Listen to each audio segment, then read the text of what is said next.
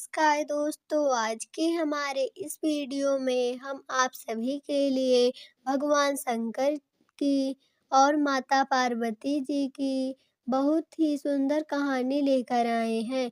एक बार शिव जी और माँ पार्वती भ्रमण करने निकले। उस समय पृथ्वी पर घोर सूखा पड़ा था।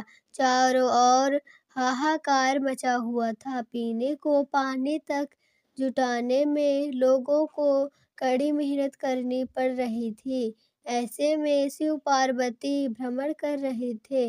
माँ पार्वती से लोगों की दयनीय स्थिति देखी नहीं गई। वे उदास हो गई, परंतु शिव जी से कुछ नहीं बोल सकी। तभी भगवान शिव पार्वती को एक किसान दिखाई दिया, जो कड़ी धूप में सूखे खेत को जोत रहा था। पार्वती जी को यह देखकर बहुत आश्चर्य हुआ और उन्होंने शिव जी से पूछा, स्वामी, इस सूखे के समय जहाँ पीने का पानी तक नहीं मिल रहा है, वहीं ये बेचारा किसान व्यर्थ ही में इस धूप में इतनी कड़ी मेहनत कर रहा है। तब शिव जी ने माता पार्वती से कहा, पार्वती, वह किसान खेत इसलिए जोत रहा है ताकि खेत जोतने की उसकी आदत छूट न जाए।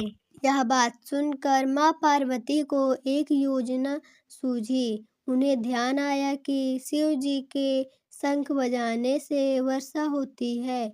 यह सोचकर वे शिव जी से बोली, स्वामी, आपने भी तो बहुत दिन से अपना शंख नहीं बजाया, कहीं आप शंख बजाना भी भूल न जाएं।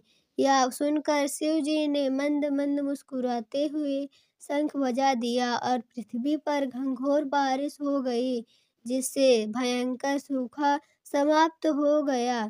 इस तरह पार्वती मैया जी की सूझबूझ से धरती का सूखा समाप्त हो गया। तो दोस्तों, कैसी लगी आप सभी को आज की यह कहानी? ऐसी और कहानियों के लिए हमारे चैनल अवधि कथाएं को जरूर सब्सक्राइब करें। आप सभी का बहुत बहुत धन्यवाद।